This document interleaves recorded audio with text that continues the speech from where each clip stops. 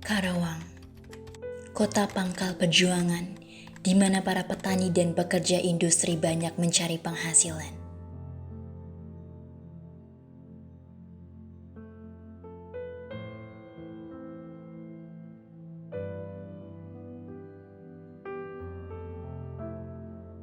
Desember 2019, dunia dihebohkan dengan kasus virus yang ditemukan di kota Cina dan masyarakat diminta untuk waspada. Hingga pada 11 Maret 2020, World Health Organization (WHO) resmi menetapkan kasus wabah coronavirus disease 19 sebagai pandemi global. Merespon keputusan WHO atas coronavirus disease 19, pemerintah Indonesia mulai menerapkan pembatasan dengan kebijakan jaga jarak sosial dan menghindari kerumunan sejak awal Maret 2020.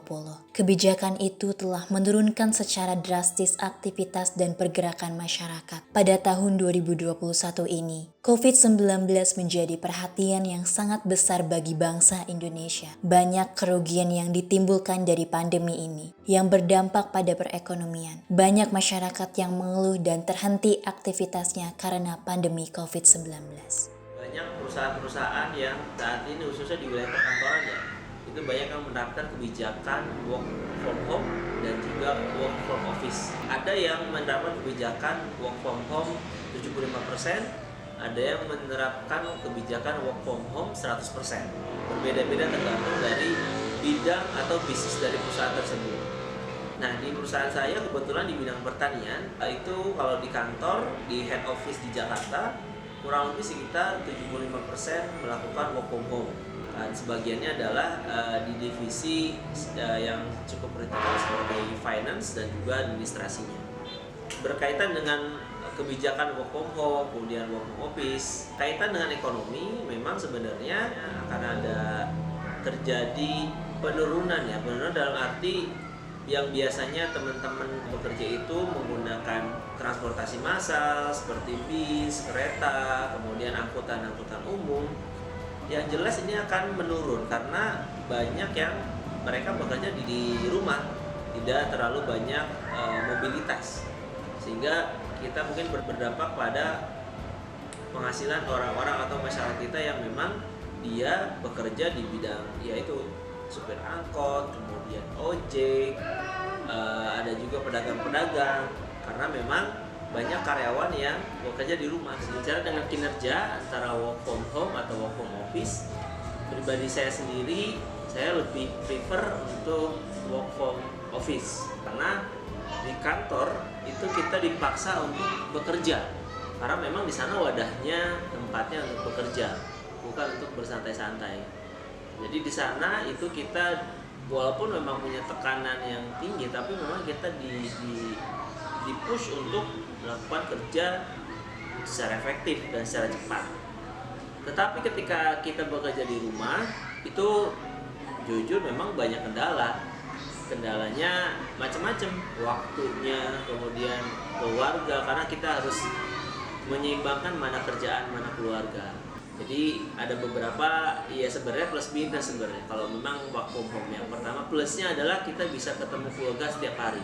Itu plusnya dengan kinerja dengan melakukan kerja dari rumah atau work from home. Itu yang pertama. Yang minusnya adalah yang pertama banyak gangguan dari sisi keluarga, butuh apa, dan itu memang mau tidak mau kita harus handle. Kemudian yang kedua adalah waktu, terkait waktu. Terkadang kerja di rumah itu tidak ada batasan waktu loh. Kita bekerja bisa jadi dari pagi jam 7 pagi itu melakukan meeting sampai dengan jam 8 malam.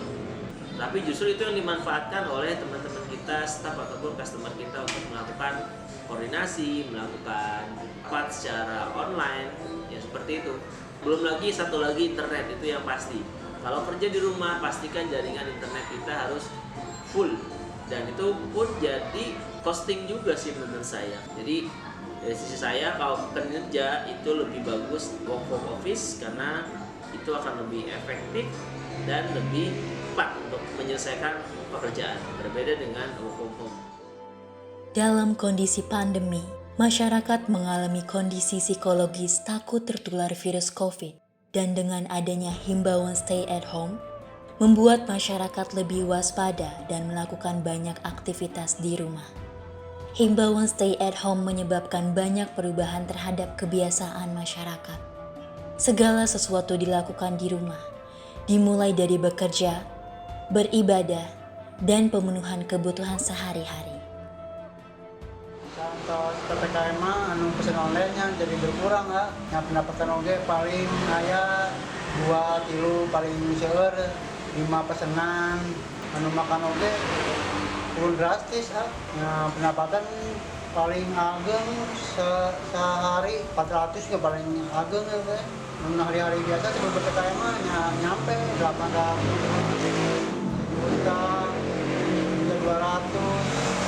Nah, seorang sih makan di dia. Alasannya emang nyaman gitu, nyaman, tempatnya bersih, nyaman untuk ngobrol, gitu tempatnya.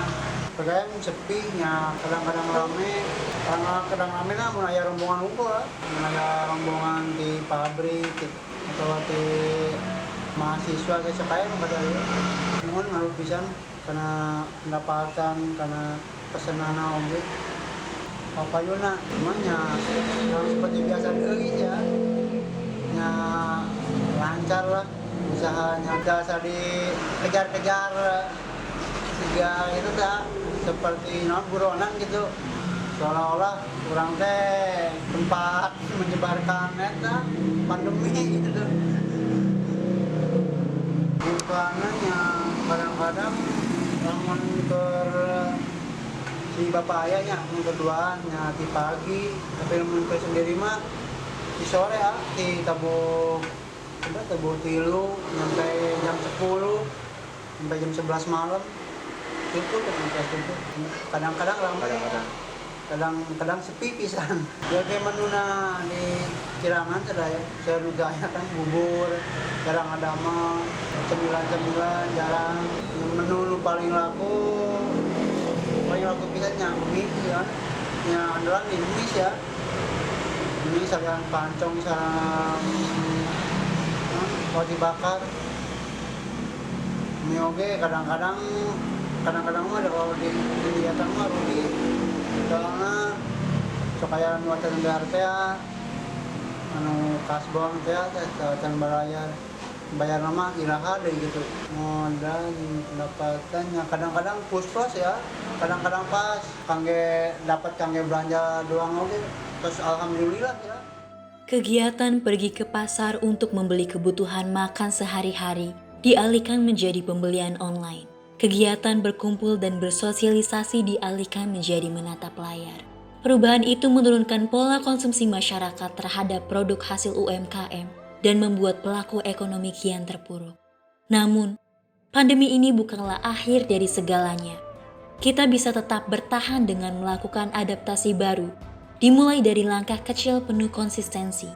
Jika kita ingin berhasil, mari kita satukan visi untuk bangkit bersama melawan pandemi, hidupkan revolusi, dan tegakkan kembali ekonomi.